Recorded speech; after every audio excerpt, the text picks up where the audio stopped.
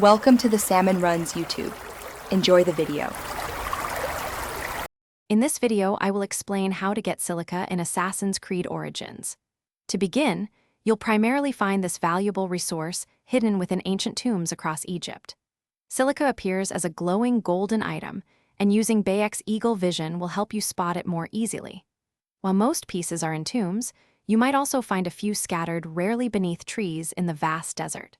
Collecting enough silica is crucial for unlocking powerful secrets. Ancient tombs are your best bet for gathering silica. Each tomb typically holds a few pieces, often around 3 to 5, so be sure to explore every nook and cranny.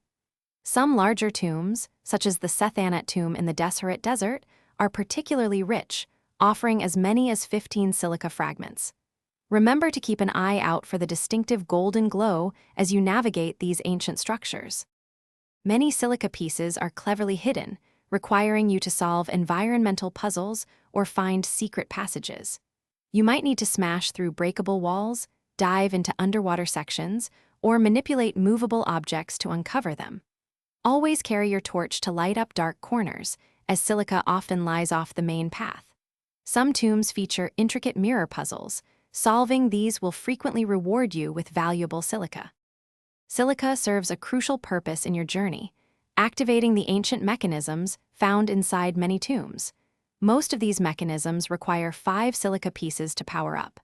The ultimate reward for your efforts is the legendary Isu armor set. To unlock this powerful gear, you'll need to collect a total of 50 silica fragments. This special armor is hidden within a secret vault beneath the Great Sphinx, accessible after completing all stone circles. Thanks for watching. Consider subscribing if we helped you.